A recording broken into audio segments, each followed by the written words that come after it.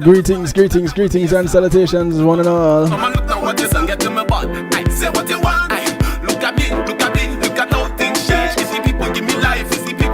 you doing? It's the end of another night shift week. And this the first week of December. I think it's called Real Talk Wednesday. I want to say big ups to each and everyone locked in right now. The gremlins are still alive. I touch Canada and the whole place turn up. I touch Miami and the whole place turn up. My home TNT. So I'm not too sure what's going on with the live video. London, England, well, you know that we turn up. I come from my humble place, get to where superstars are made him. But of course, there's TuneIn Radio, the night shift to DJ Kevin Stew, rockthebox.net, Foundation Radio Network, One Harmony Radio. Top of the morning to you guys over there in the UK.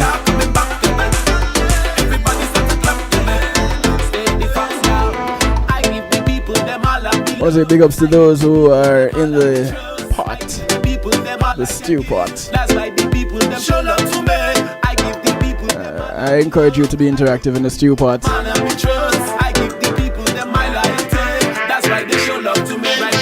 And listen in on Tune In.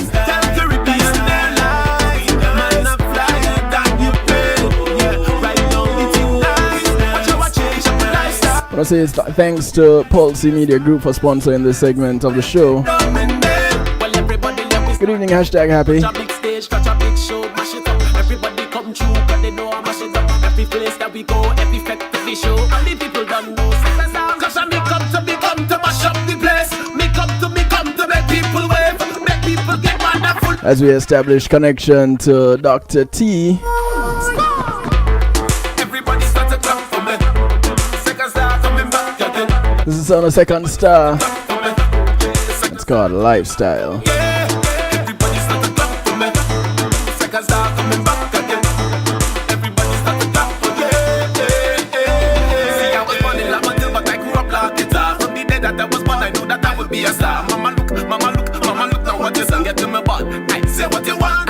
Look at me, look at how things change. You see people give me life, you see people give me strength. I promise to work hard and give my everything and never change.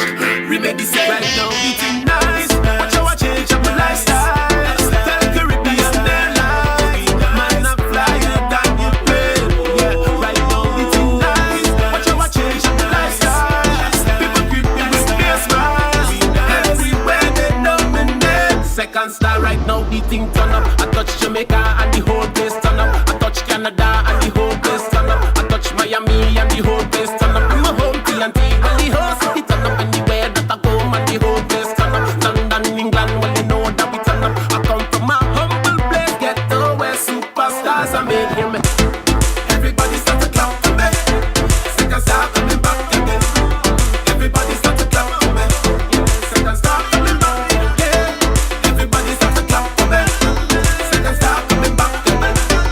Everybody start to clap for me. Steady fast now.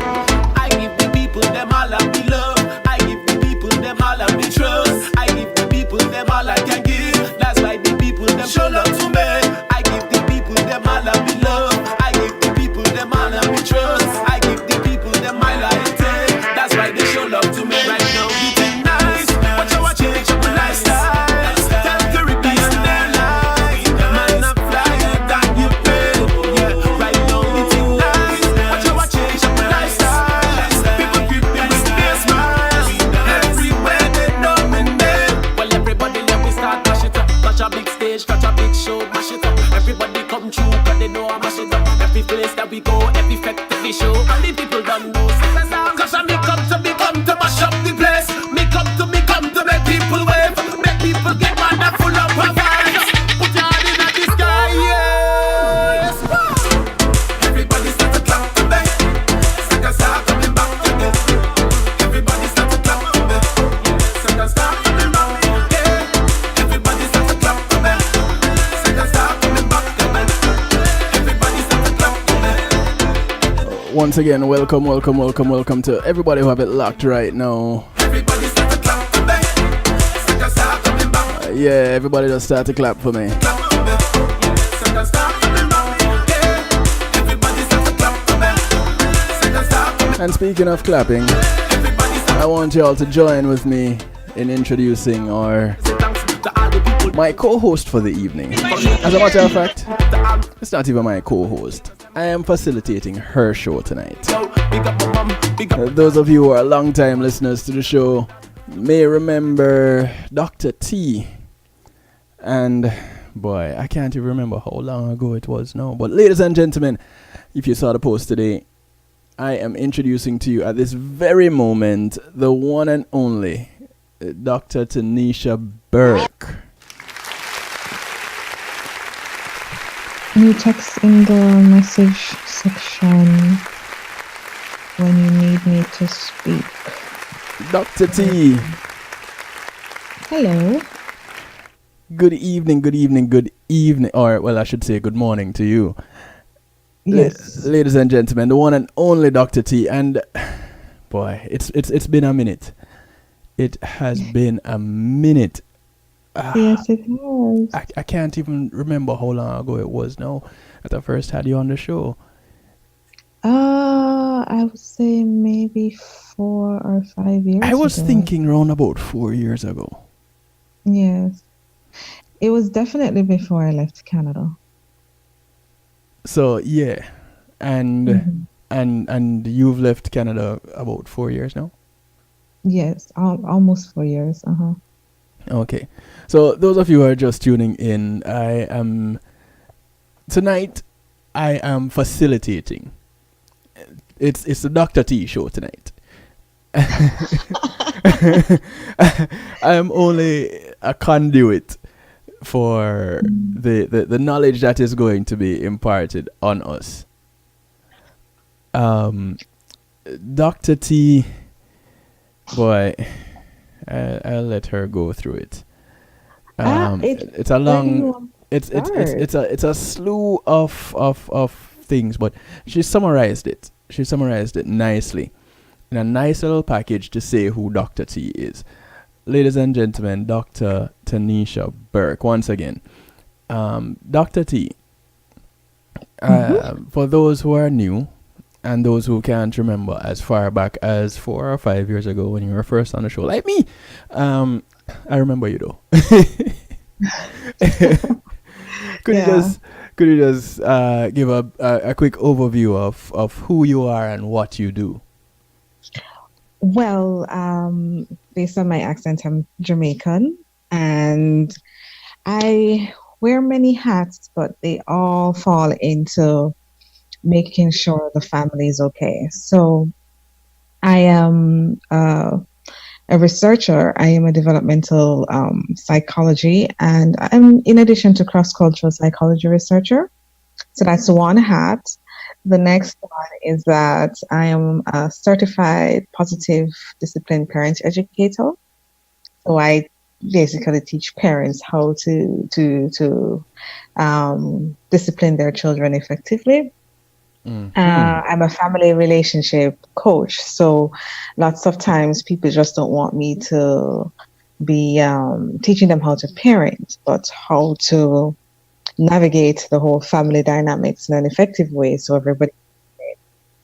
And then I am a certified and trained teacher in Fascinating Womanhood, which looks at how women can reclaim their femininity, and in also doing that, understanding men and men's needs and how you bring those two together to have a relationship that is one where it is described where your partner has celestial love for you, in the sense that he's a partner who loves you to the point that he will do anything to make sure that all your needs are covered. But in order to get to that kind of love, there are certain things that you have to do and be as a woman. And a lot of that has to do with how you nurture and hone your femininity. So you notice all my titles are just tied together to do everything so that it's related to everything relating to the family. So I'm a big advocate of healthy family. So celestial love is the kind of, I don't know if you've experienced it, but there are many men who've experienced that they've loved a woman so much to the point that sometimes it physically hurts. They've loved her to a point that if they need to take three, four jobs to take care of her, that they do it. They look for her for comfort. She's a place of refuge. So when no matter what is happening outside the home, Mm-hmm. they look forward to going to her because she provides so much peace and comfort, and then she has a level of wisdom as well, that she can give him a level of insight that he would normally not have. So she is that trusted confidant. So yes, lots of men can be with women, but they are not necessarily so in love or comfortable with them that they can be completely vulnerable. As a man, Ah. for you, you can love a woman, but a lot of men will love a woman, but to reveal his pains, his vulnerabilities, how his Mm-hmm. masculine pride might have been hurt in the past or even currently, it takes a woman has to be a special kind of, she has to have a certain qualities for him to get to that place of completely showing up as he is without fear that she's going to judge him. Because a lot of women complain that men aren't vulnerable and they aren't this and that, but not realizing that he just doesn't feel safe to do it. So when he is experiencing that intense love for her, he sees her not just, oh, this is a woman I love, but she's my confidant. She's my place of refuge when the whole world is against me. Falling down around you. And yeah, and the important thing is that she inspires me to be better. Mm-hmm. She inspires me to go beyond what I thought I was capable of becoming. You know, Okay.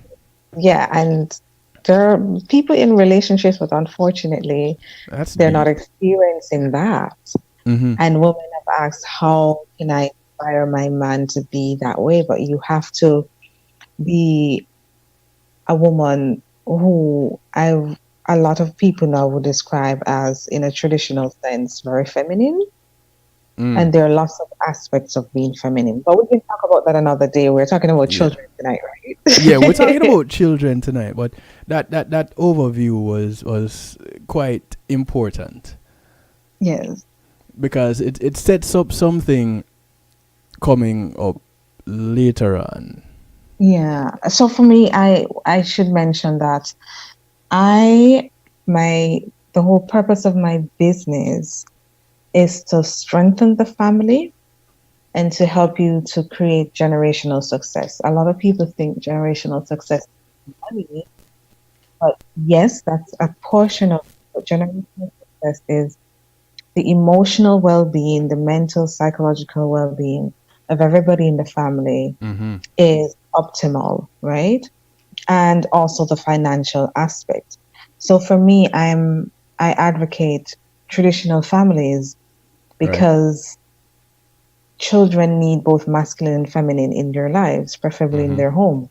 Mm-hmm. Uh, so there are lots of things that I do that come brings that together and advocate for that. And for me, as a mother and a researcher, I see the need, especially for mothers when the children are young, to be there to nurture them instead of having maybe, some listeners might be upset having daycare persons and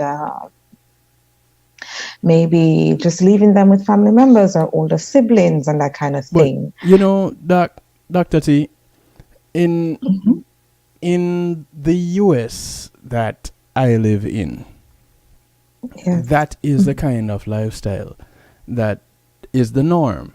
There has to be a daycare, there has to be a grandma or a nanny or a friend who can take care of the children Hmm. because corporate or societal US dictates that you have to be working 3, 4, 5 jobs to make ends meet and to make the children happy. That's a funny thing. Children aren't happy with material things. A lot of parents think that giving your children material things will make them happy. It's actually their experiences that have a longer effect on them than the material things. And what is interesting, I live in Europe, but I do have clients from the US. And these are women who something interesting is happening that a lot of women are afraid to talk about because, the feminist movement have said you should go and try to get it all. But I do have clients who are what you say extremely successful. These are women with multiple degrees. They have their own businesses and they're realizing that they're having issues with their children because they're not really around. If they, it's a business, they have their own business or they are management in their company and so on. So they don't have much time with their children. And also their relationship is suffering. And these professional women and successful entrepreneurs are silently saying they prefer to be at home to take care of their family. But the society doesn't encourage that because when you pull back and you say, I rather work from home, I rather work part-time, there is a thing, why would you give up all that years of studying? Why would you give up all of that as to go back home as if there is no value in being in the home anymore? But there are successful women who are saying, yes, I have all the car, I have the fancy car, I have the big house, I have the things that I need. But they're silently saying there is still a void. Women are naturally programmed to be nurturers, no matter how you will always have outliers, yes. But majority of women are programmed to be nurturers and to be mothers. And some women can suppress it by the time they hit 35, 36. That's when they start looking around, oh my God, I need a husband. I need to have children. I need all that. Right. These women are coming to me after 35 saying, I need a husband. I want to have children. Or they already have it. But they're realizing like, I have all these material things, but my relationship with my husband or partner is horrible. And I'm having so many conflicts with my kids. What am I supposed to do? And I don't feel fulfilled. Or I'm so overworked and stressed that I cannot be in a state that I can fully show up for my children and my partner because I am too stressed. And there are women who prefer to work part-time. Right. But the US does not. The US, from what I'm understanding, I don't live in the US. I'm only going with what my clients are saying. But the US environment for them doesn't allow them, or they think it doesn't allow them to make that kind of decision because they're afraid of the judgment of family members, of their colleagues and those around them. Women, you mentioned the thing, there are women who are like, I really don't want this. But my experience is that you need to be out there and constantly going to just make ends meet. Not not from the judgment from family members and friends side, but from the side of the bill collector saying, hey, because they have already been conditioned to believe that they need the big house and the pretty car and the kids need to be wearing designer this and designer that. That is what I've been working with some of my clients with about as well, is moving away from being so materialistic to being more focused on family. So a lot of women will say, who don't necessarily voluntarily contact me, but here as I speak say, but I need to work. I need to work these 2 jobs and so does my partner. Right. And the question I often ask, when you're working so many jobs, especially if you have a partner. If you're a single parent, that's different because you don't have an additional income. Right. But when you're doing that, who is raising your children? There you go. You But know? So what I try to get women to do is look at the fact that, do you really need two cars? Do you really need such a big house? right, right. Because you can downsize to get rid of some of your unnecessary expenses that are classified as wants, and so that you can maybe only work one job, or if you're only working one job, to work part time, and your partner, your husband, works the other part. But then I get the question, but he's not working enough. He's not going to be able to cover. And what I explain to women is that a lot of times we don't allow men to show up because we don't trust them to show up. You are a Right. man, you can tell me if I'm correct or not. When Right. men are not programmed to be providers and protectors, Yep. you guys are naturally programmed to do that, just as if we're naturally programmed to be nurturers. Yes. When a man knows he has to take care of his family, he will, and he has the woman to inspire him. Meaning, when he comes home, she's not cussing him, she's not complaining about how tired he is, but she makes sure when he comes home, his meal is prepared. The home is just an environment for him to rejuvenate. Right. Unfortunately, some women don't provide that kind of thing, right? But when he has that kind of setting, a man will work 2, 3 jobs to provide for his family. This is true. But a lot of men don't initiate, exactly. A lot of men don't initiate it because we don't trust them. We want to go out and do just the same as them and work and everything because we're like, what if he doesn't work enough money to pay the bills? If a man knows that the rent is dependent on him, he will find a way to pay the rent because he doesn't want to disappoint his woman, Mm-hmm. and he knows his children need somewhere to live. Right. So there's also this trust thing too, that we don't allow men to show up when in a way that they can show up. And So so mhm. sorry. So with that happening, how now does this affect the children in the picture behaviorally? Well, for one, you're not raising your children, right? A lot of parents are only interacting with their children, what, 3, 4 hours a day, because everybody leaves the home by what, 6:37. The children are maybe home To earlier get to school to and get to school and everybody get to everything. work. Right. The children are home earlier, maybe, Well, and if they're not at home, if they're young, they might be in an after-school facility. right. Then you get home as a parent, I don't know, maybe 5, 6 o'clock. Mm-hmm. And by the time you get home, you have to make dinner, homework to be Mm-hmm. done. So you're thinking about, that's what, 3 hours? So that's from 3 hours, 8. Right. Most children have to be in bed by 9 o'clock. There isn't much time for the real bonding, and your children are spending most of their time sometimes with strangers. Back in the day, we had, like in Jamaica, you had your village, your Mm-hmm. extended family. So Right. even if you're not there, your extended family most of the time had the same value systems as you, right? Right.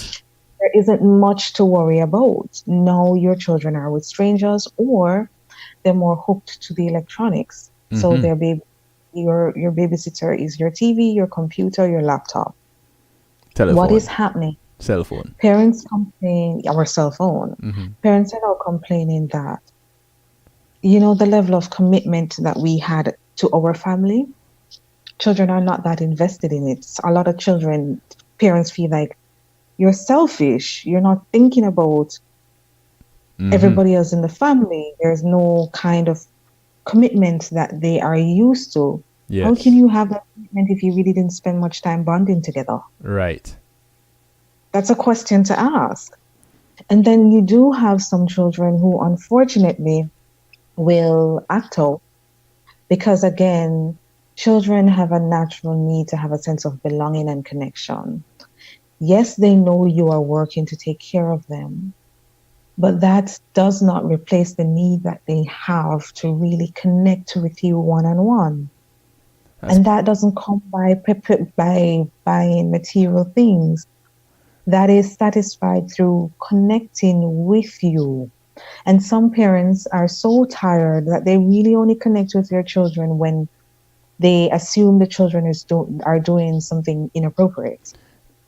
So it's So a it's matter more of of a disciplining. discipline thing. Yes, instead of really sitting and bonding with your children, allowing them to self-disclose what's going on in their environment. This is part Children might of say, Maslow's hierarchy of needs, isn't it? yeah. So you are sitting there, children will say, yes, I want this new Nike and I want a new this and that. But that's because they want to fit in with their peers, but on an emotional level, they want to connect with you. I will share my personal experience.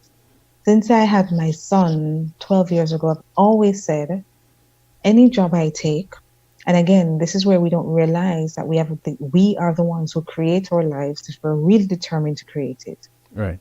I have always said I will only take jobs. So don't focus on what you don't want, focus on what you want.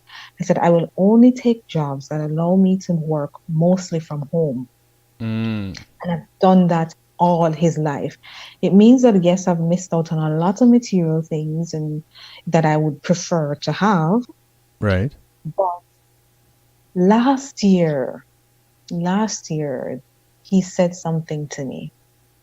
He came home to me one day and he said, there are lots of times, Mommy, when I wish that we could have all the material things that some of my friends have, but I am so happy that no matter what, anytime I come home, you're here. Any school thing I have, you're there. And he was 11 at the time. And for him, he could look at it and like, yeah, sometimes I wish I could buy the latest things, but my mother is always around. Right. Sometimes he doesn't have the feeling that he appreciates that I'm around, right? But as a child, for him, being around, me showing up at every single one of his events, that makes a difference. Very important to him. All right, Dr. And I know it is something he will never forget. Yeah. Right. On that note, we're going to take a quick little break. But I want to ask you, when we come back from the break, I want you to answer how it was that you got that. If it just happened organically or you actively did something outside of showing up, if you actively did something to make him understand that. So when we come back, yes. I want you to share on that. And we can get further into this methods of discipline. With disciplining the child. So we're going to take a quick little break. We'll come back. If you're just tuning in, I'm talking with Dr. Taniesha Burke. And as we're on this break, while you're listening to the ads, you can just pull up her website, and you could see what she's about. It's TanieshaBurke.com. TANIESHABURKE. TanieshaBurke.com. We'll be right back.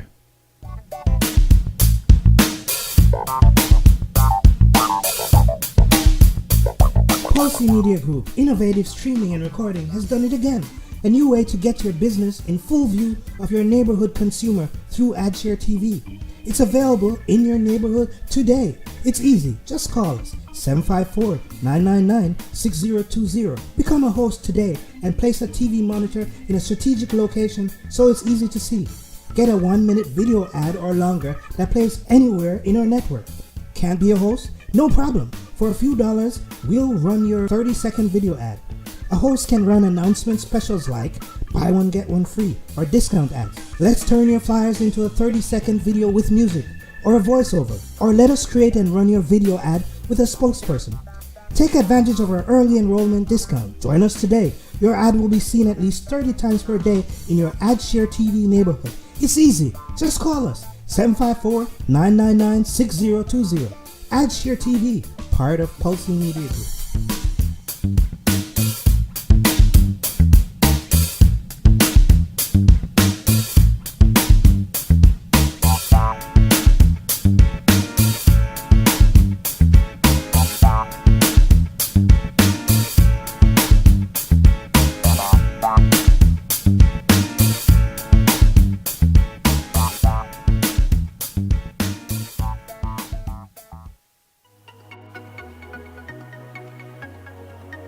Are you crazy about the music industry? You aspire to hit it big in music?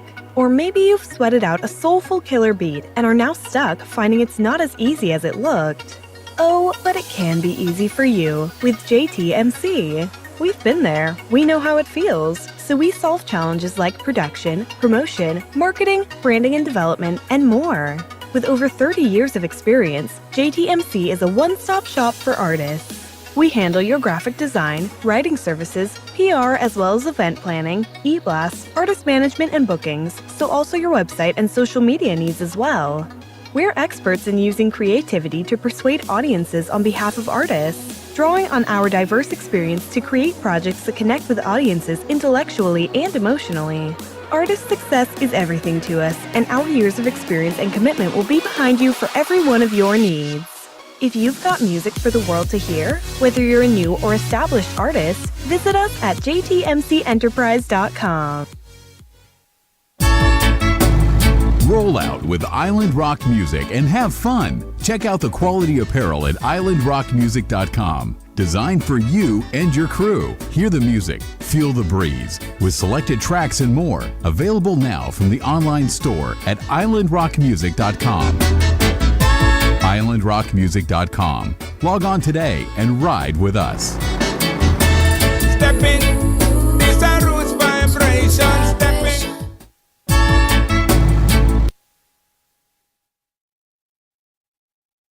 All roads lead to Crave Lounge, 4590 North Pine Island Road in Sunrise. Saturday, December 18, 2018. It's all about the Island Energy Drink official launch party. Special performance by Richie Stevens. Take me way up in the sky. Take me tonight.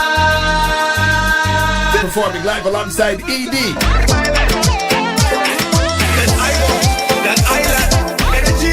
Music by DJ Radcliffe and DJ Wizard. Saturday, December 15, inside Crave Lounge, 4519 North Pine Island Road in Sunrise. It's all about the Island Energy Drink official launch party. Richie Stevens performing live alongside ED. Music by DJ Radcliffe and DJ Wizard. Saturday, December 15, inside the Crave Lounge. Tickets available on Eventbrite, Rainbow Records, VP Records, Carl Seafood, Sam's West Indian Grocery.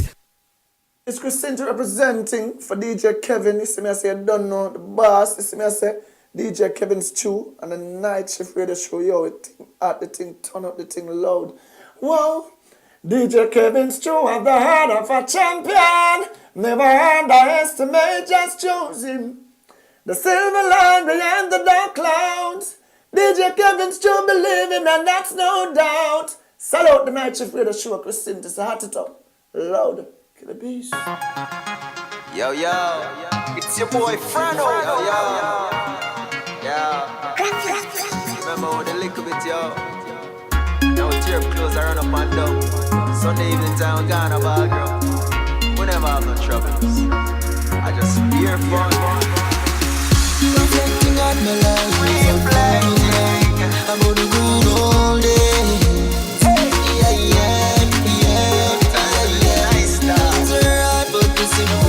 Like they got us through the face. And nobody knows if can wipe those memories.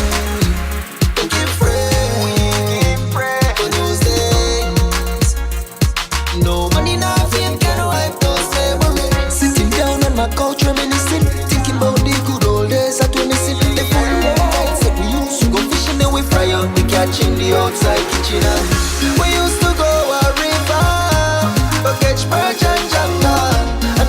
a fire. I run a boat with sauce of long food and flour. We used to wash our clothes and dry them from big stones. And then we swim all day till we hide them when we had wrinkle up like prawns, yeah, yeah. Reflecting on my life, I'm thinking about the good old days. Yeah, yeah, yeah, yeah, yeah.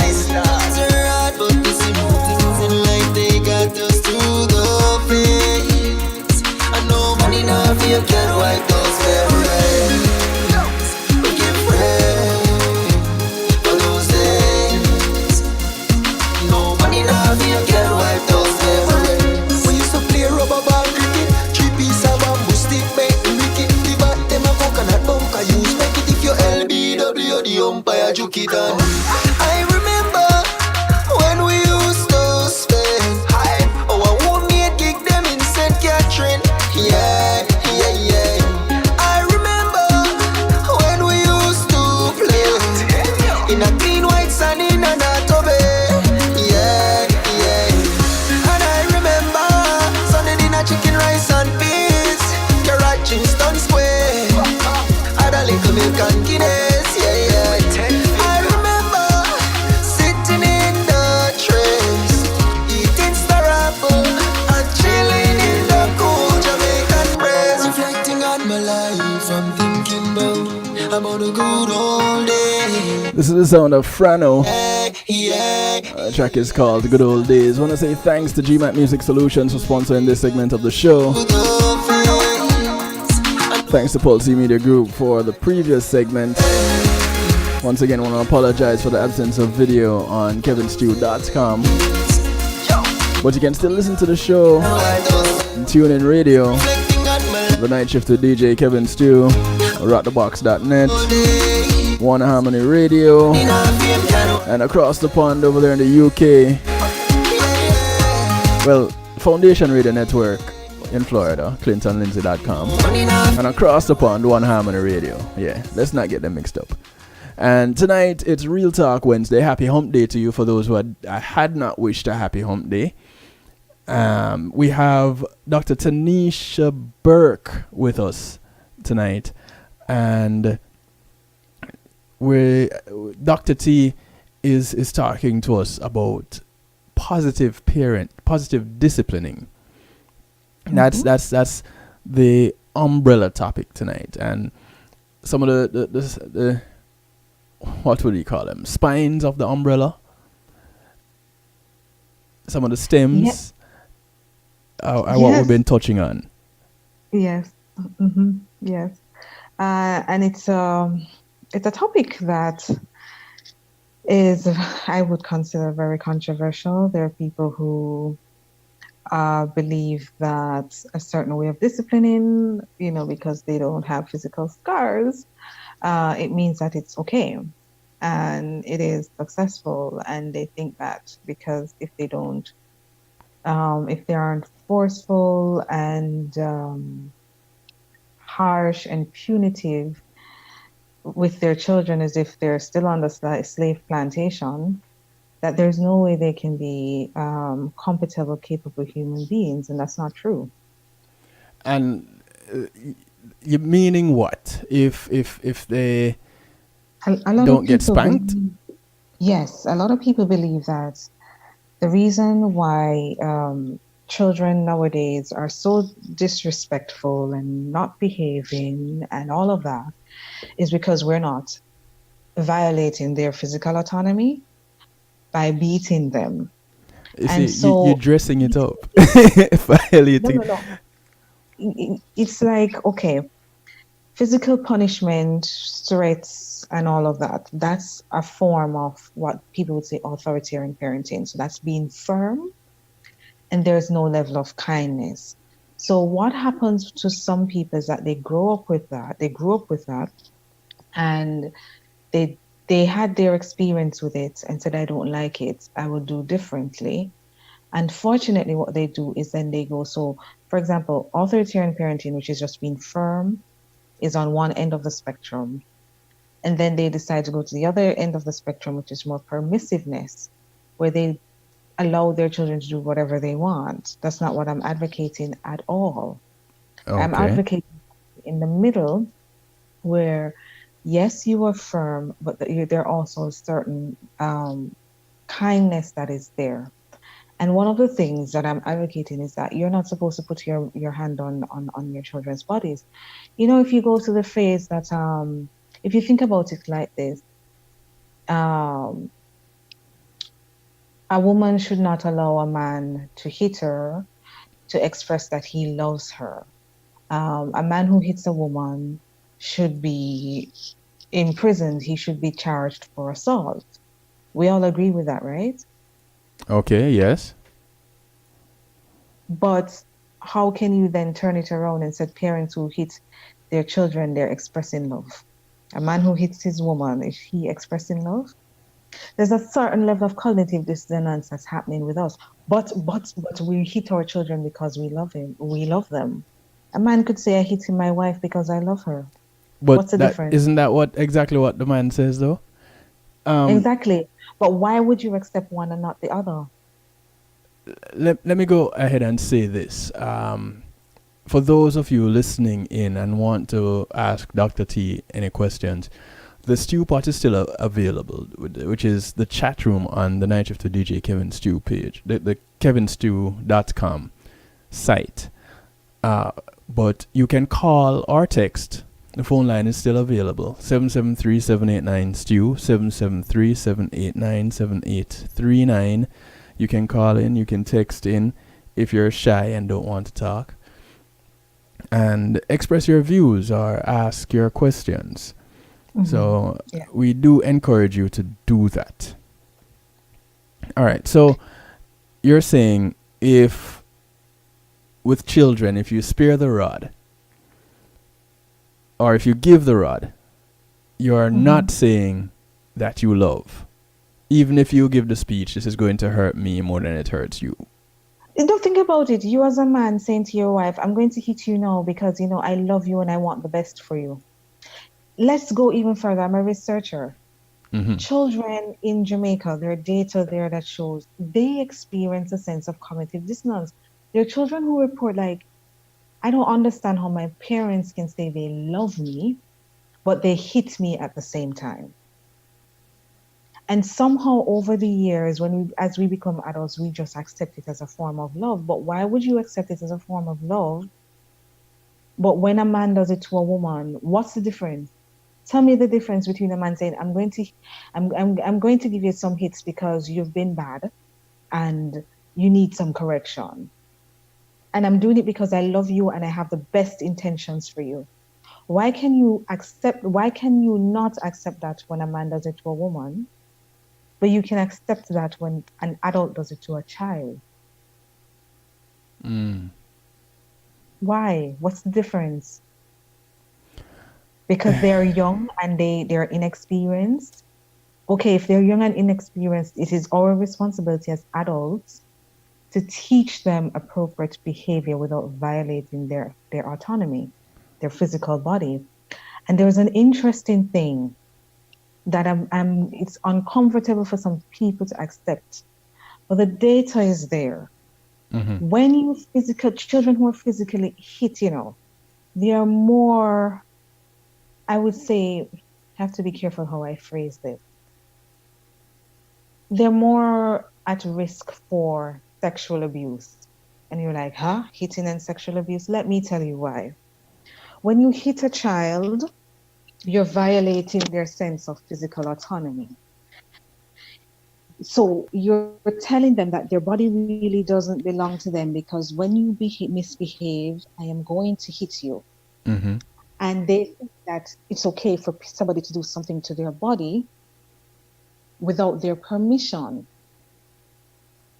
Now, when it comes to a predator, the child then becomes more likely to not protect their body because they've already been conditioned that if I'm bad, somebody's going to hit me and there's nothing I can do about it. This person is coming to touch me in a particular way. It feels bad, but there's nothing I can do about it because you've sort of already robbed their power to protect themselves physically. Like, no, don't touch me. You have no right to touch me. That's one of the unfortunate effects of it. Another thing too, it seems there's some information out, data as well that shows, and people will say, well, that might happen, that studies that happen in America and with white people. Yes, there are also studies that happen with Black Americans as well. There are certain things that happen. Children who experience this kind of punishment too, or discipline, their level of delinquency might increase, the risk of delinquency increase. But I didn't. People like to say, just Look how because I they turned out. not turn out that way, it means it's fine. You're using this false notion that because it didn't happen to you, it won't happen. But when you look at a collective sample of people, their data clearly shows self-esteem issues are impacted, delinquency chances increase, and then regulating your emotions. Let me tell you, the prefrontal cortex of the brain is where all the executive functions take place. Okay. And when you, so that's right behind, that's at your forehead, right? Right behind your forehead. That's the prefrontal cortex. All the executive functions, regulating your emotions, regulating your behavior, logical thinking, all of that takes place there. When you put your children in a constant fight or flight mode, when they're afraid of being whipped, that part of the brain gets stunted a bit. So let me go with the whole explaining the brain. So you have the brain stem, like right at the back of the brain where you have the spine. Right. And that is what they call the primitive brain. And then a little bit above that, you have what is called the amygdala, right? That is the fight or flight section of the brain. That's part of the primitive brain, right? As we were evolving, that part of the brain was extremely necessary because when there is danger, it alerts you that there is danger. You need to fight or you need to flight, run away. One of them in order to survive. The other, the back of the brain as you grow up now deals with, your memories and all of that. Furthermore, your trauma and all of that you experience as children is in the amygdala right there. Okay. That's why certain people are triggered by certain things. And then the forebrain, the prefrontal cortex, everything with rationality, a regulation of behavior and all of that takes place there. What happens when a child is going to go for the whip, or they send you outside to go pick the whip, or they see that you're going to spank them? You see that executive function part of the brain? Totally lose control, and the amygdala takes over, fight or fight. What happens is then cortisol, which is a stress hormone, start pumping in your children's body. Okay. And if that happens on a regular, fight or flight is supposed to be once in a while. It's not supposed to be constant. It's not. So when your children, you are a parent, but I only do it once in a while. That's an unnecessary stress that you're putting your child through. It is. And then when they examine the brain as well, children who experience physical punishment or the threat of punishment, the gray matter in the brain is actually less than a child who never experienced it. So I'm not talking about, I came out fine. I'm talking about science stuff now relating to what is happening in your children's brains. And for those who are not aware of what the gray matter does, what is the importance of the gray matter? Again, that helps with also the executive thinking and functioning of the prefrontal cortex. So yes, you might come out fine, or you think you come out fine. There are lots of people who were spanked and they have boundary issues. And you're wondering what kind of boundary issues? Boundary issues with your partner, with people at work. You have people who struggle, for example, with saying no. with knowing that, especially at work, there are certain things they have their work to do, they have their own responsibilities, and people are putting more things on them to do. But they cannot say, no, I can't do that at this time. How many of us are afraid to say no to people, knowing that what is being requested, whether it's because of our time, how we feel physically or emotionally, we cannot take on this particular thing, but we don't want to really give in. We don't want, we find it difficult to set the boundary to say, I cannot do that. You are just automatically compliant. When you hit your children, that's one of the effects too. They become compliant, obedient human beings. And we don't want compliant, obedient human beings. We want people who are respectful, yes, but they have the ability to stand up for themselves and say, no, that doesn't serve me right now. No, I cannot assist you right now because I have other responsibilities. No, I cannot assist you right now for whatever reason. They lose, you struggle with setting boundaries for yourself. And you might not have the physical scars. But when you think about how you respond to even stressful situations, how many of us can really speak up for ourselves? The ones who were beaten and threatened, if you cry one more time, I'm going to give you something to cry for. How many of you can stand up, whether it's in your home, especially in extended family? You see certain things happening in your family and you can't speak up for yourself. You can't speak up for others. Where do you think that comes from? So all this stems from being spanked as a child? Some of it is contributed to because you're not allowed what beating your child does is literally beating out a certain level of autonomy and agency out of your child. So yes, they might be well behaved. And again, I do research on resistance in children. You might beat your children to get compliance, but physical punishment is temporary, and oftentimes it does not change the behavior.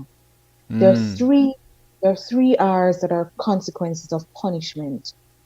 Children become rebellious, so they act out even more. Some of them will be revengeful, so you hurt me, I will hurt you back. And when a child is small, the best way to hurt back is with their words.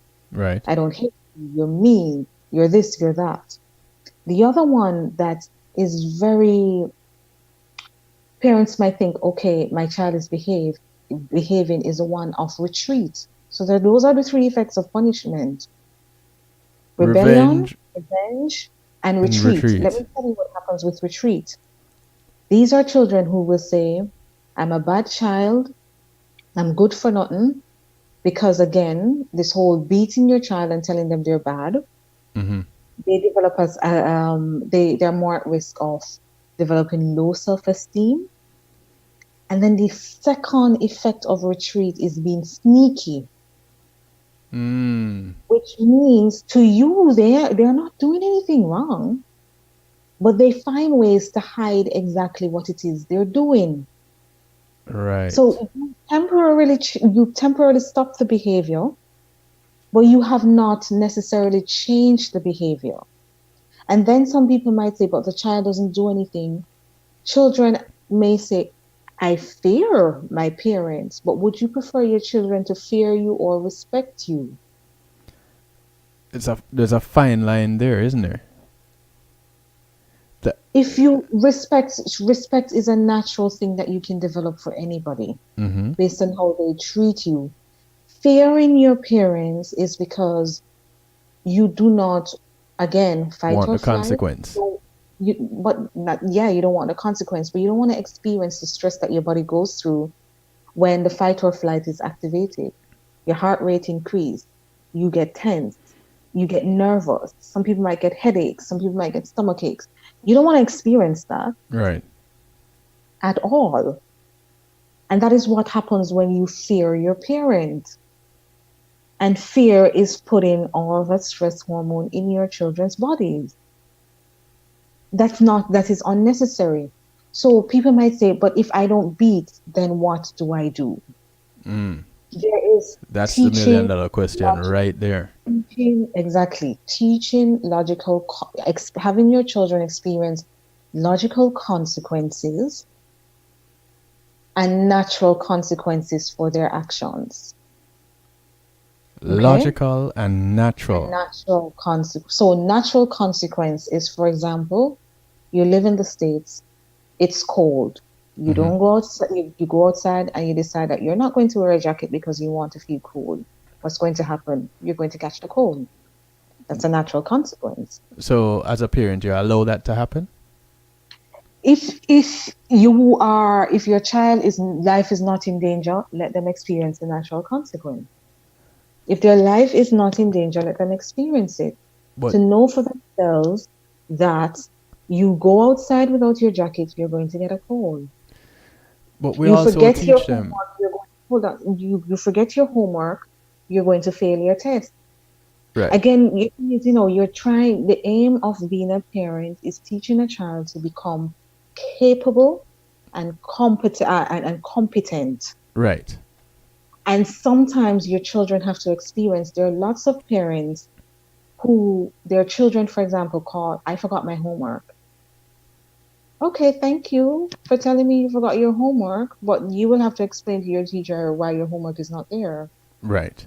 Don't go and rescue your child by jumping in your car to take the homework to them. How are you going to teach your children time management if they don't learn it themselves? If they don't experience failure themselves? A lot of parents feel that failure and mistakes are horrible. No, they aren't. They're opportunities to learn and grow. True. But Okay, don't we also teach these children that they can't make all the mistakes, so they should learn from other people's mistakes? But the way how you become competent a lot of times is through your own experiences. It is through your own experiences. You can tell somebody to do something, but telling them to do it and them experiencing it themselves are two different things. When I ask parents, what kind of qualities and life skills do you want your children to experience when you want them to have, say, when they're 30 years old and they come through your door? A lot of people say good communicator, problem solver, critical thinking skills, good time management, kind, compassionate, gentle, patient. How are they going to develop those things when you rob them of the opportunity to learn to do it? How is your child going to learn to be good time manager if you're always bailing them out when they mess up regarding time? How are they going to learn to do that? Right. How are they going to learn to problem solve when you've solved all their problems for them? Well, here's the thing. Those scenarios that you just painted, those issues that you just presented, are the things that I believe the average parent are not cognizant of. They don't consider these as possibilities. They not becoming a more responsible child growing into adolescence and adulthood. Not being able to critically think. As parents, if you're not involved in things that children do, or having discussions like this, or even going to see a therapist yourself as a parent. Not to say that there's something wrong with you, but to we all need learn. somebody to talk. Now, you see, the thing is, there is this negative thing of therapist means something is Negative. wrong. Yeah, something wrong with you. You're crazy. Sometimes you need a neutral ground to process your thoughts. Sometimes you do. You can't really process with your friends and family because they know the situation. They're emotionally connected to the situation. Right. So it's hard for them to be neutral. But when parents come to me, I often say, do you realize you're raising someone's partner and someone's mother. You're not thinking about now. Think about 20, 30 years down the line. What kind of partner, what kind of mother or father do you want this particular child to be? Good question. Now, let's take an example with boys. Boys who experience physical, again, I'm saying, I have to be, people are going to say, but my partner or my man or whatever, my children aren't like that. Again, you're using the fallacy because it doesn't happen to you. It doesn't mean that on a broader population, it's not the case. But boys who experience physical punishment, they're more susceptible to delinquency. They're more susceptible to anger. They're more susceptible to then being physical abusers. The risk is there. The data shows it clearly. And so oftentimes when I see what's happening in our home country, Jamaica, I'm thinking, those are traumatized children acting out as adults. Why are we surprised? When we beat on them when they were young, they become adults eventually. Now, the data shows that. Now, there are other anecdotal things that I will bring up. For example, I have a friend who works in the prison system. And he has said to me, he has never met anybody on life who was not beaten by his mother. He's yet to meet one. Right. And then I will take my personal experience, which was really profound for me. I was preparing to teach a parenting class, and I was looking at videos of parents who post themselves beating their children and shaming them just for likes. And I was looking through a few videos, and my son happened to pass my computer to see it. And he looked at it and he's like, whoa, that's horrible. That's evil. And he said, Mommy, you know, if you beat me, I think I would grow up to hate women. Wow. And how many of, maybe I can really communicate with men right now. How many men experience deep anger towards women and they really don't know where it's coming from? They can't make the connection. Yes, they love their mother. There's no doubt about it. But there's this anger underneath because of how they were physically treated and violated by their mothers. And then people might say, hold on, let me just finish one thing. Yes. People might say, we're blaming mothers. No, I'm not blaming mothers for anything. I'm just saying, as women, we need to realize that we are the gatekeepers of society. And so what we do with our children has profound impacts for generations to come. It's not a light matter. Hold on, I want to continue this, but I must take another quick little break and give the opportunity for the party breaks and for people to get their friends involved. 773-789-STEW is the number to call or to text. 773-789-7839 as we talk about positive disciplining, what it is not and what it is, with Dr. Taniesha Burke. Dr. T, don't go anywhere. We'll be right back, everybody else. I know you can't get to watch on kevinstew.com, but you can listen on the night shift with DJ Kevin Stew on TuneIn Radio, rockthebox.net, clintonlindsay.com, the Foundation Radio Network, and One Harmony Radio. We'll be right back. Oh, and other affiliates around the world. Big ups to you guys. We'll be right back. Matthew 28:19 says, "Go ye therefore and teach all nations." With this in mind, and encouragement received during a South Florida media conference, The Church Links was birthed. The Church Links is an interdenominational worship service portal for churches, providing the tools to spread the word through technology in a cost-effective way. The Church Links, www.dahchurchlinx.com. Your links to worship and praise.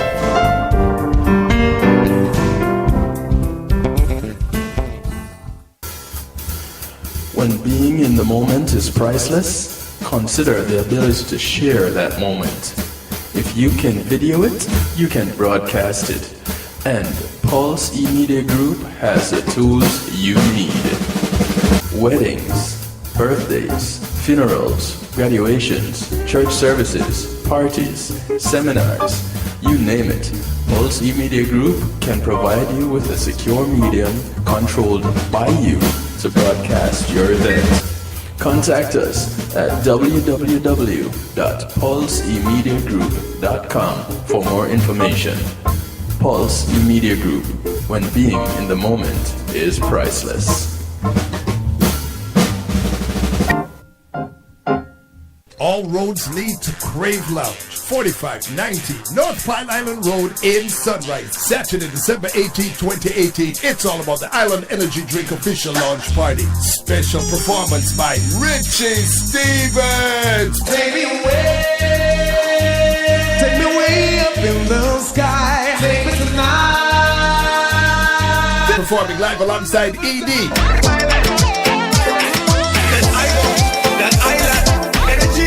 Music by DJ Radcliffe and DJ Wizard. Saturday, December 15, inside Crave Lounge, 4519 North Pine Island Road in Sunrise. It's all about the Island Energy Drink official launch party. Richie Stevens performing live alongside ED. Music by DJ Radcliffe and DJ Wizard. Saturday, December 15, inside the Crave Lounge. Tickets available on Eventbrite, Rainbow Records, VP Records, Carl Seafood, Sam's West Indian Grocery.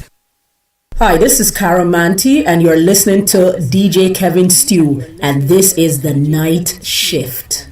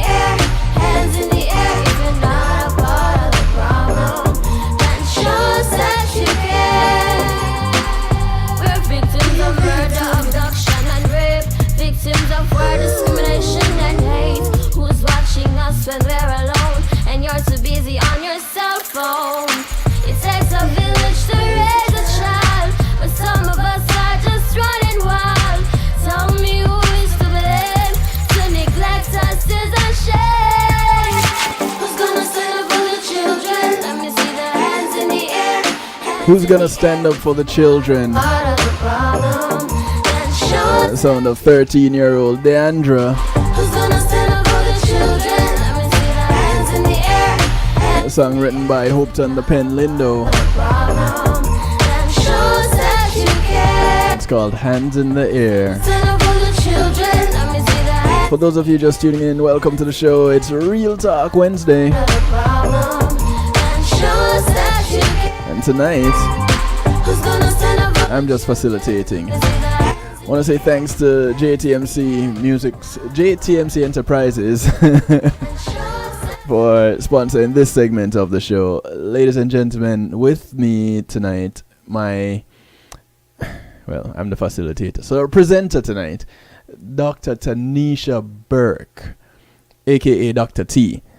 And once again, you can participate by text or by calling 773-789-STEW, 773-789-7839, or as you're listening on TuneIn, you can visit the kevinstew.com site, the website, kevinstew.com, and jump in the stew pot and share your comments there. There will be seen, but you get the opportunity to talk to Dr. T if you call in 773-789-7839. Now, Dr. T. Yes. You mention all the potential negative things that could happen with spanking your child. Yes. How were you brought up? Were you brought up minus spanking? No, but it's so interesting that you played that song, because as I was listening to the song, I was thinking, children are not born to naturally be bad, and there is an important thing to remember, that a misbehaving child is a discouraged child. A child acting up is just not acting up because I want to be a nuisance to people. I just want to cause you stress. A misbehaving child is a discouraged child. An encouraged child is a well-behaving child.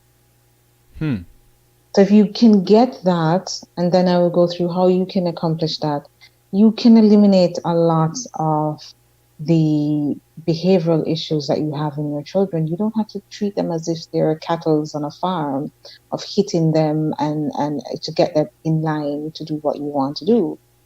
But for me, I raised up with spanking.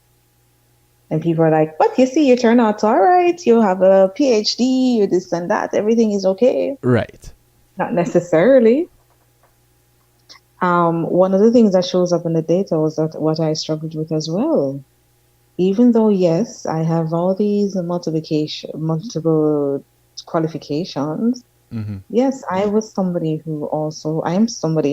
I've done a lot of therapy and coaching, but yes, I struggled with self-esteem issues. I struggled with speaking up for myself, especially in academia, where it's extremely aggressive, very masculine. I had a challenge speaking up for myself. And I realized it's because when I was growing up, I didn't even make the connection until I was in therapy. Not conducting it, but receiving it. Yes. When I was growing up, I wasn't really allowed to speak up for myself because that was considered back talking. And so I had to keep everything inside. And I ended up growing up with my voice inside being stunted, basically. And now I have the challenge of working out that, because that's not been the best thing for me. And so I do have the personal experience. Yes, the data is there as well, but I experienced that, setting the boundaries, speaking up for myself. So yes, I don't have the physical scars, but how I interact with others was definitely impacted by it. And also, when I was growing up, or when we both of us, when we were growing up, there was no internet, there was no Google. Right, that's so true. So I remembered as a teenager, as my body was changing, there were so many things I had questions about. You wouldn't want to go to the library for the woman and ask about certain books for the woman to want to give you a certain look, for the librarian to give you a certain look on it. Why she need that book, right? Right. And in my family, it was more of threats. Make sure you not get pregnant. It's not understanding This is or what you sitting do to get pregnant. or no, just teaching me that my body and my feelings and all of that will change. I was given a book to read, but even after reading the book, I still had questions. Mm-hmm. And I was fearful of asking those questions because of the threats that I got and also the beatings and so on that I got. And I remembered as a teenager, I suffered silently, and my friends and I trying to figure out how do we navigate this thing? We're having all these feelings we never had before. We really don't know who to talk to about it and all of that. And I said to myself, I don't want that for my children. I don't want my children to fear me and not being able to speak to me and then go get the information from other people that may not be the most reliable sources. And so I decided that I would make a change. And I decided that I would not be hitting my son and I would not be making him fearful of me. And he's 12. I don't have behavioral issues with him. He's so well behaved, not because he's my child, but when he visits other families, whether it's his friends' families or my colleagues, Right. not to brag or anything, but people will ask, what have you done? He is so polite, he's so well behaved, and he's so respectful. So And what I have don't you hit done? him. The thing is, I have learned that when it comes to disciplining your children, there are certain things to understand is that you have to be respectful and encouraging to your child. Respectful and encouraging. And a lot of times as parents, the respectful part is not there. And what we think is encouraging by threatening our children is really a discouraging thing. I ensure that he always had a sense of belonging and significance for me.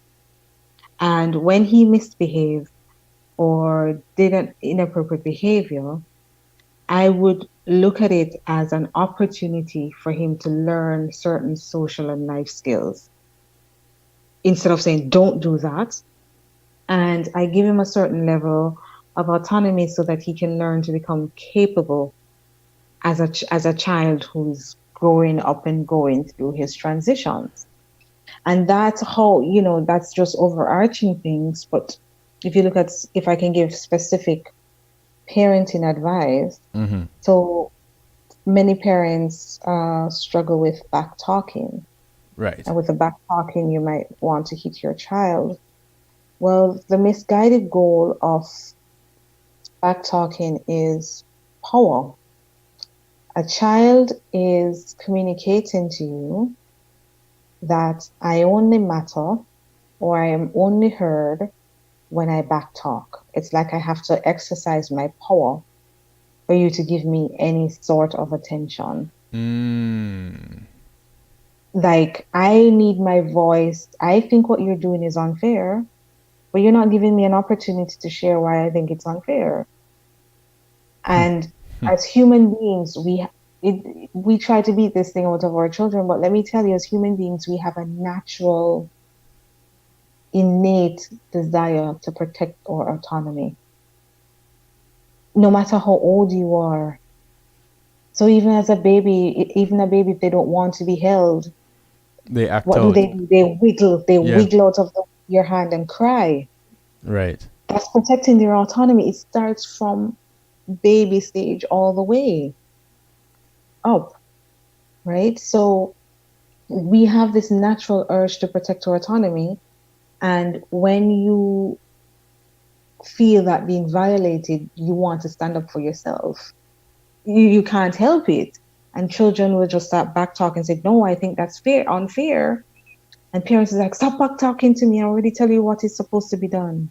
And if you back talk to me one more time, I'm going to give you something, I'm going to slap you, whatever the thing is. Right. Not coming back and realizing, like, whoa, I seem to have hurt you. What's going on right here?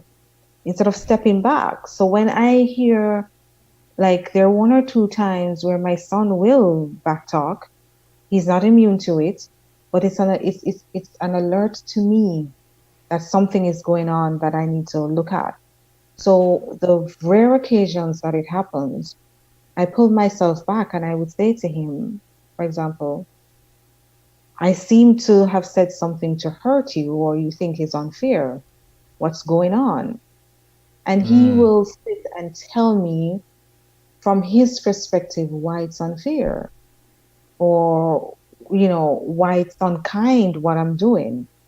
And parents would think, we don't need to be having this kind of conversation with our children. Right. They're supposed to just follow our rules. Because we have lived life and we're teaching them how to live life. But the thing is, parents, when children are heard, feel that they're heard, when children feel that their voices matter, you know what happens? Their compliance increases. It's like there's this natural thing to just create and maintain harmony with you. When they feel that they're heard. But when they feel, especially teenagers, when they feel that they're not being heard and they're being judged and they're being criticized, a lot of them will start acting out for you to say, hey, notice me. So when he's back talking, I would say, another thing I would say, I know I can't force you to do anything. But I would appreciate you helping me to do this particular thing because it matters to me right now, or it will lower my stress level or something like that. And he will then, it just immediately disarms him and he will say, okay, even with his emotions, I said to him, all your emotions you feel are valid to you.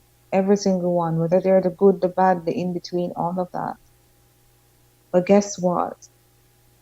How you express that emotions is your responsibility as a human being. And the way you express your emotions, you have to respect other people's space as well. So if you want to express anger or whatever, you go in your room and you express it. But you don't bring that into other people's spaces. So that's what I'm teaching him instead of hitting him. And you have always done this with him? Yes, since he was young. And he's very outspoken too, and very assured of who he is. For, as you mentioned, young, when he was maybe 2 or 3, he had a tantrum in a restaurant when we were there with all our family members. And a lot of people parents would get irritated by that.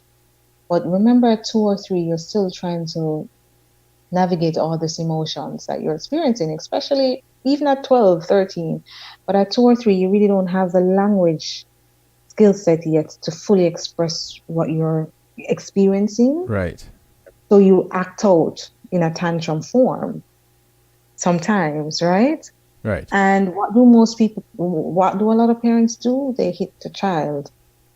Not realizing at 2 or 3, first of all, cognitively, the child is not there to even evaluate their own emotions yet. Your cognitive abilities really take off when you're in middle childhood, where you can do abstract thinking and all of that. In early childhood stage, you're still at a primitive state, if you want to call it that. And what parents need to do at that stage is teach their children how to regulate themselves when they're having these tantrums. So when he was having his tantrum in the restaurant, I didn't shout at him, I didn't scream at him, I didn't hit him or anything. I just calmly picked him up, took him outside. He was sitting there on the curb in the parking lot, and he was just having his tantrum. And I sat there calmly beside him, giving him empathy, letting him know that, yes, he's having a tantrum, but I'm right here with him. And it took him maybe 15 minutes, I think. And when he was done, I said to him, that's a long time. Yeah, he was just acting because he didn't want to be there. The restaurant was hot. It was packed as well. And he just didn't want to be there. And it was one of their busiest times. And when he was finished, I said to him, do you feel better now? And he said yes. He just needed to get it out. And I said to him, are you ready to go back inside now?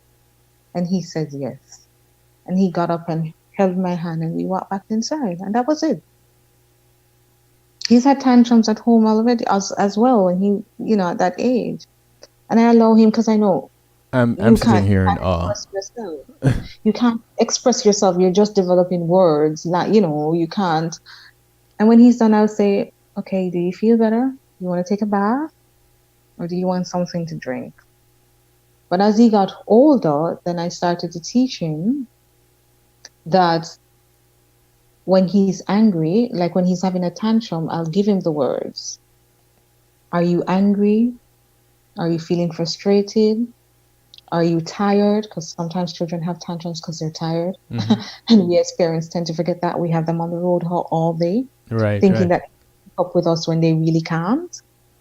Are you hungry? And I give him the words for him to state what is going on with him.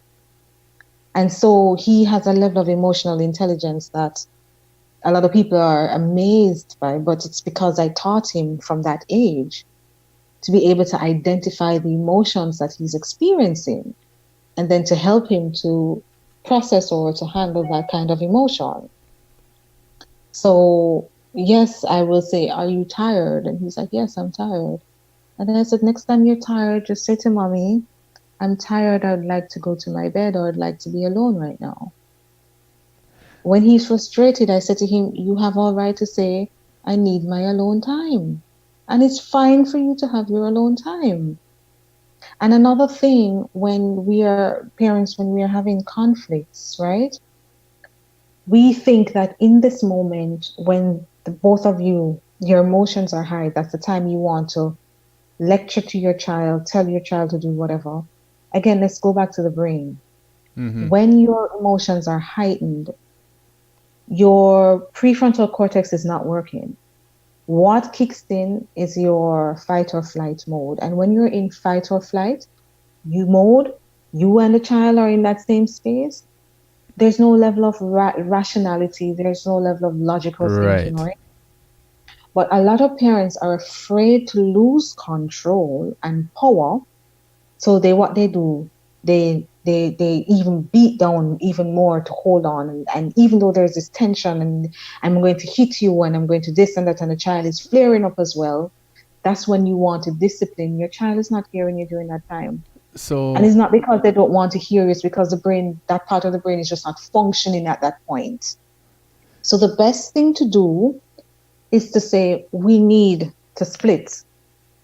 We both need to calm down. And when we are both calm, we need to speak about this and come up with possible solutions to this issue that we're currently having as a parent and child. You can do it with your bosses, but why don't you do it with your children? Have you ever wondered that? How are your children going to develop problem-solving skills if you don't teach them? Through their own behavior too. Right. How are you? I get that. Listen, punishment is an external form of motivation. If you're externally motivated, it's temporary because you're doing it because of an outside element. Right. So it's your parents or whatever. Motivation versus inspiration. But inspire internally, right? When you are internally motivated, it is because this value is important to me, and because it is important to me, I am going to behave in a particular way that reinforces this value no matter where I am.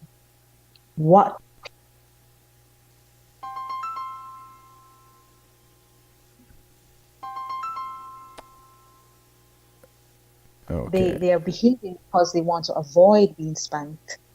They should be behaving because it's a value that they cherish and that's who they are. Do you see the difference? I won't misbehave because I don't want to be spanked. It's like a temporary thing. What you want your children to do is to not misbehave because that's not a part of their value system. Right. So it means that even when you're not in front of them, they will behave They're in the not, same they way. will behave because that's who they are. That's the I difference get, that you want to get. and that's what It's you like, see when parents get called to schools and they hear that, oh, this child is a mhm, completely different child when you're here. yes, yes.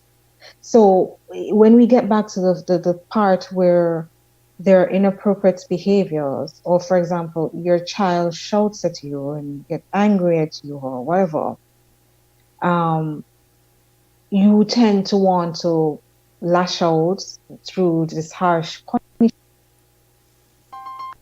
especially in the teenage years.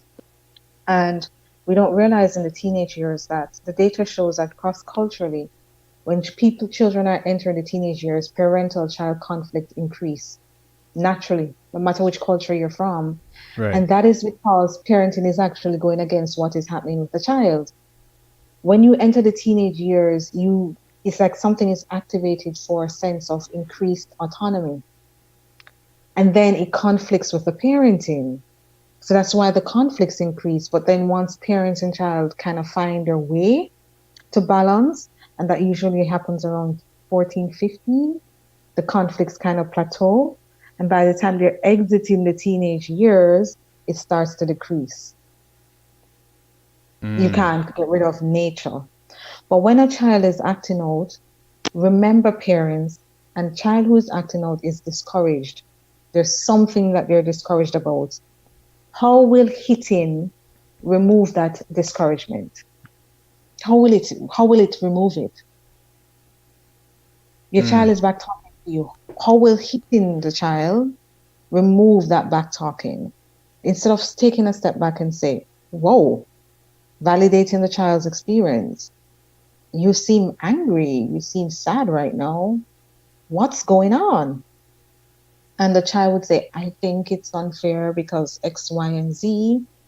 And it could be unfair because lots of times, unfortunately, parents, we're thinking about ourselves and not necessarily what is maybe convenient for the child and how a child feels about certain things. So let me ask you this. This whole idea of sparing the rod and spoiling the child, it is less than effective? If you hit your child, it's effective in getting compliance, but not necessarily developing the life skills that you want your children to have. So it might satisfy your need because this child is compliant in the moment, but then I try to remind parents that you're not going to have a child forever. This child is going to be an adult, and there are certain qualities that need to be developed that is best developed through guidance, not hitting your child. So your child is misbehaving.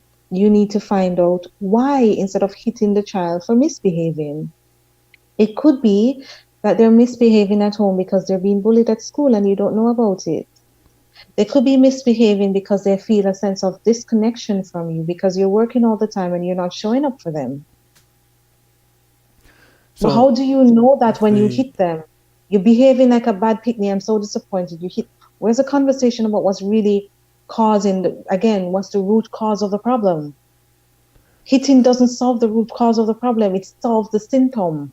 So the rod then that we need to be approaching with is not necessarily, is not at all a physical rod, but a rod in theory. We have to come with a sense of discipline that works in such a way that, as you've been talking about, one that inspires them to act a certain way versus motivate them to act a certain way. Yes, you're going with the inspiration, yes, from internally. And again, parents, I have to say it over and over. A misbehaving child is a discouraged child. Children don't just naturally decide that they're going to be bad. They don't just, something is happening. They're discouraged about something. And it is your responsibility as a parent to find out what it is and to support them instead of hitting them. How will hitting your child prevent or stop the discouragement of whatever it is? There was a comment on the post for the show tonight where it reads, growing up, we were spanked many times with a switch that we chose. I never once thought my mother was abusive or mean. Every spanking I got, I knew I deserved for not following the rules. I'm appalled by the disrespect kids these days, and even more shocked the parents will allow it. I have grown up to be respectful, independent, and in total admiration of my mother, who was a disciplinarian in our family. The last part of that doesn't show any trauma. So where would the trauma? You might think you don't have any traumatic effect of it. Again, it can be on a spectrum, but there's a strong possibility it's there. Okay. Yeah, there are exceptions to the rules, but the funny thing is, Jamaicans like to laugh about the spankings that we got. That's a way of coping with the trauma. We laugh and make fun of it. Like, boy, when we did young, my mother used to tell me to go pick up the switch and we laugh and joke about it. That's a form of managing your trauma with it. You laugh about it as a way of coping with it. Right. But if you really are able to go into the uncomfortable space of looking at what happened, you would realize it wasn't the right thing to do. And I'm not saying, the thing that I want to share is that our parents did the best they could with the knowledge they had. Right. They did but it doesn't. Now we're in an environment that we are more exposed to alternatives that are better for the outcomes of our children. And we should take the opportunities to learn it. We don't have to repeat what our parents did. Funny you should say that. You have a parenting class coming up. Yes. So tell us a little bit about that. So I have a free parenting class that I'm having next week, Monday, December 10th. Free. Yeah. So it's free. It's going to be online, and I have the link on my Facebook page. So my Facebook page is just my name, Taniesha Burke, PhD. And once you go there, you register. I am doing it 8 p.m. Eastern Standard Time, where you simply register, and then I will send you the login information. And in that class, I'm going to be going through what is positive discipline and understanding that you can discipline your children without being punitive. And that's an alternative option that many of us were not privy to, or our parents were not privy to when they were raising us. Again, a lot of children are being raised and they're being very angry because they experience, well, how can you love me but hit me? The two doesn't blend. And I'm telling you, parents, yes, I'm giving you the scientific part of it, but I'm also telling you from my personal experience that you do not have to be punitive for your children to be respectable, capable, competent human beings. You don't have to do it. According to And some people think that you need to be that way, which is not true. Right. So it's going through the process of how you can then parent. And people think, okay, if I'm not harsh, my child is going to lose control. What that commenter is referring to, where children are misbehaving and out of control is what you would look at as also an effect of permissive parenting, where you allow your children to do whatever it is that they want to do. That's not what I'm advocating for. I'm advocating for being firm and kind within a boundary of consequences. Also, another thing, remember what I told you the effects of punishments could possibly be: rebelliousness, revenge, retreat. A lot of these children who are acting out is because of the effects of punishment. Like, you're beating down on me, I am still going to do whatever I want to do. Right. You're not acknowledging my agency, I am still going to do whatever I want to do. That's rebellion.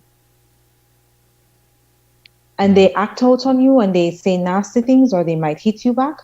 That's revenge. Because you hurt me, I'm going to hurt you. And going and locking themselves away. That's the retreat. Yeah, and they're not talking to you. You have no idea what's going on in their lives. You might have an idea of who their friends are, but you have no detail of any information about their friends. They just give you just enough to keep you off their back. You understand? Mm-hmm. And we don't want that, especially in today's environment where it's not like when we were growing up, where, for example, explicit materials, you really had to go, for example, go dig up in your uncle's hidden cabinet somewhere to get access to it. Right? Yeah, I can relate to that. I can relate to that. Now, things are so accessible that a friend can just show your child something. So it becomes even more critical in today's society that the parent-child relationship is one that has harmony, one where a child is not fearful of you or fear that they're going to be punished if they say they've done something or they did not do a particular thing that was required. Because when children experience punishment, they are afraid sometimes to show up and to say certain things to us because they're afraid of what that punishment is going to be.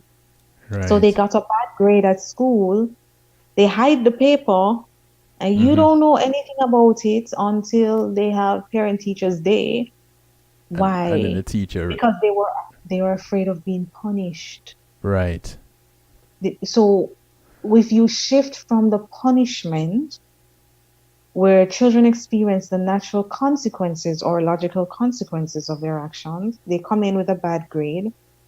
The first thing you say, for example, how do you feel about your performance? And they might say, I'm disappointed with myself, yada, yada, yada, whatever. The next question you ask, what have you learned from this experience?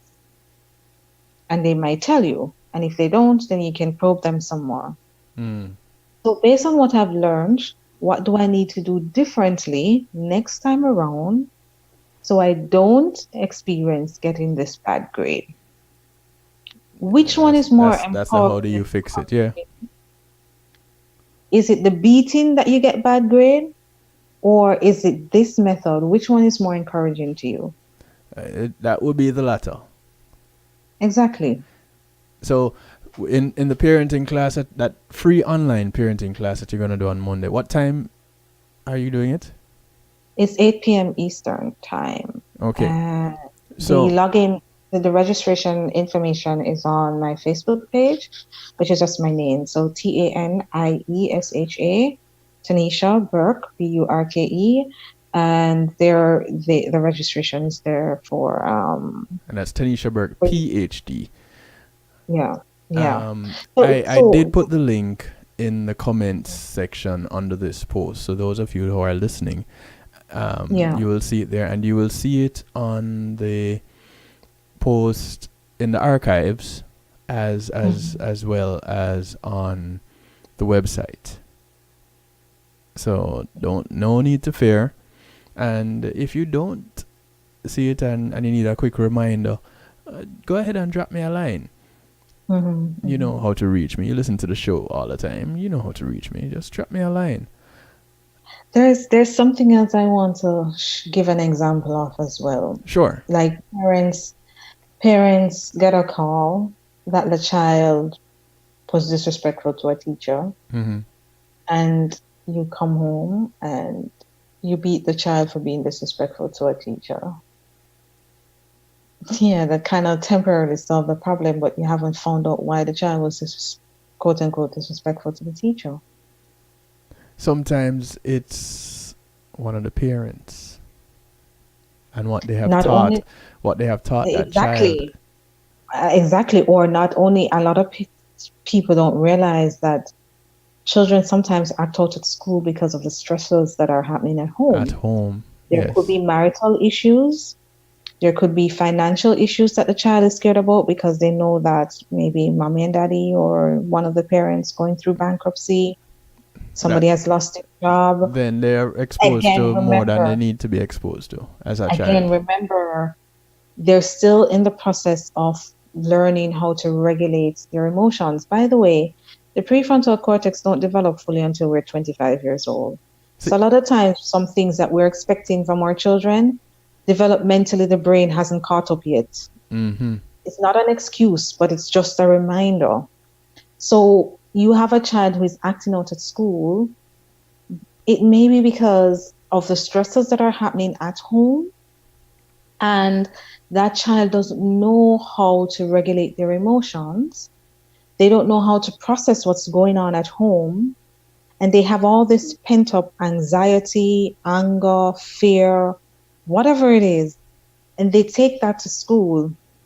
And they may just lash out at the person closest to them. It could be another child, or it could be their teacher. Because something triggered it. Yes. And then parents say, you embarrassed me. Again, your ego stepping in. How could you do this to me? You should know better, instead of figuring out what's really going on with you. Why did you feel the need to say X, Y, or Z, or do whatever to your friend or to your teacher? What's going on? We need to come up with a solution. What's going on? And they might tell you, like, I am scared that we might not have somewhere to live tomorrow. Yeah. And that kind of, so that's what I'm saying to parents, that when a child is misbehaving, every behavior has a goal behind it. Mm-hmm. Sometimes the goal is not the best. And they're reaching out and they're communicating to us, because remember, a misbehaving child is a discouraging child. Your child is discouraged for a reason. Human beings we're naturally sociable. So we want to be in a group. We naturally do. And we will do what is necessary to create that harmony to be part of a group, whether it's a family, whether it's friendship, whether it's a school community, the church community. We naturally have that need to be sociable, right? Right. But when we act out of sync with that, there's something going on. And it is our responsibility as parents to find out why. A lot of children, for example, toddlers, act out. You know why? Because they can't express. They can't express, and sometimes too, the only time children will use any method to get our attention. Yes. So as human beings, we have a natural desire for connection. And children will take that connection in any form. You could be screaming at them, at least you're talking to them. And what happens is that a lot of times, as parents, we don't interact with our children when they're well behaved, because it's one less thing to think about. You have so many other responsibilities. So he's behaving, I don't have to give him any attention. This child will act out to get some form of attention from you. You know what, Dr. T? We have gone way over our time, and here's what I want to do. I want to continue this next week. Yes, people can ask me questions, parenting questions, like how do you do something, how do you resolve an issue instead of hitting your child? Right, because we haven't touched on that yet. Yes, so there are different scenarios of what you can do Well, I gave the example of when my son is back talking. Some parents will hit their child or take away their privileges or whatever because they backed off, not realizing that this child just thinks that you're robbing me of my agency and I think you're being unfair. And they're trying to express that. And you can allow them to express it and realize that, okay, what is a possible solution? It's like parents find it difficult to have like an egalitarian approach to parenting. It's like we have to maintain some form of hierarchy because if we don't, we're going to lose control, and that's not true. And if you problem solve with your child, again, yeah, what I want to say, if you problem solve with your child, a child is likely to buy into a rule that they were part of. So when you impose a rule on a child, they're less likely to buy into it. But when they were part of the process of coming up with that rule, you increase compliance, cooperation way up. And you're less likely to have problems. But we're afraid to lose control because we think if we lose control, they're going to bust out wild. When they bust out wild is the permissive part. You allow them to do whatever they want. That's not what I'm advocating at all. So, Monday, 8 p.m. Eastern Time, you're having a free online parenting class. Yes. Registration, go to visit your Facebook page, Taniesha Burke, PhD. And that is Taniesha, Taniesha Burke, PhD. And you can register there. Visit her website. TanieshaBurke.com. And you were about to say? No, and I also say wanted to say that on that Facebook page, I have over 20 videos. Some videos, yes. Yeah, over 20 videos that talks about different parenting issues and how you can resolve those issues without having to spank your children. Okay. So, I encourage all the listeners right now and the ones who will be listening in through the archives, check this out. Check it out. And we're going to continue this next week. Will you be available to continue next week, Dr. T? Yes. Okay. I'm a big advocate of making the shift in my community. Okay, so good. Whatever I can do, I'll definitely do it. We're going to continue this next week, and all being well, the video will be back on the site, so it will be more interactive on the site. And people can ask me questions, what they can do instead of hitting their child when they're experiencing any kind of parenting challenges. Okay. But the last thing I would say before we go, parents, a misbehaving child is a discouraged child. When your child is misbehaving, there's something they're discouraged about. We naturally are drawn to harmony because we want to be in a social group, whatever that social group is. We want to be connected to people. So when we're misbehaving, that's not in sync with that social group, we're discouraged about something. So when your child is acting out, they're discouraged about something. They're just not just naturally bad, as some Jamaicans would say. Right. Dr. T, I want to thank you for getting up super early. Again, you're in Europe doing this, and I want to thank you very much. It's what, 6 a.m. now? Yes, it's 6 a.m. there. There we go. Yes. Thank you very much, Dr. T. You're welcome. And we'll talk again next week. We'll continue this discussion next week. And, parenting class first, Monday. And we'll continue the discussion on Wednesday. Yeah, definitely. All right. Thank you very much. You have a great day. I'm going to go get some rest because you have already gotten yours. Yes, I'm starting my day and you're basically going to bed right now. Yes. All right. Take care, Dr. T. We'll talk, okay? Okay, take care. All right, blessings. Ladies and gentlemen, there you have it. Different show tonight, completely different, and it takes us right up to the time where we got to say see you. I do encourage you to look out for members of your community, and your community is not just the development that you live in, but it spreads far and wide. So those that you pass on the bus, on the plane, on the boat, on the train, whether you walk, ride, or drive, these are members of your community. Do something good for one of them today, because you never know who's going to do something good for you tomorrow. Take note of the parenting tips you just heard, because they don't just work with your children biologically, but it works with any youngster that you have to interact with. And that may be what we need to change our society today. It's the strong end. Remember Sir Rockwell tomorrow morning on rockthebox.net. Kicks it off at 7 a.m. Eastern, And around about 10:15, 10:20 thereabouts, the drive-by happens. That's when I pop into the studio and the shenanigans happens in a totally different way. But until then, and until Monday when I come back with Community and Finance, 10 p.m., same time, same place, right here, kevinstew.com, the night shift to DJ Kevin Stew. I'm saying take care. If you can't be good at it. Yeah? Cool. Take care. Until later on, DJ Kevin Stew signing out. Peace, love, joy, prosperity. Come back Monday. I'll try to do the same. Catch you all later.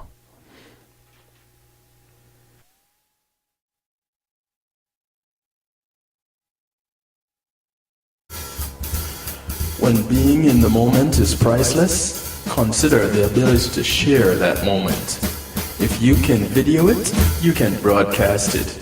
And Pulse E-Media Group has the tools you need. Weddings, birthdays, funerals, graduations, church services, parties, seminars, you name it. Pulse E-Media Group can provide you with a secure medium controlled by you to broadcast your event. Contact us at www.pulsemediagroup.com for more information. Pulse E-Media Group, when being in the moment is priceless.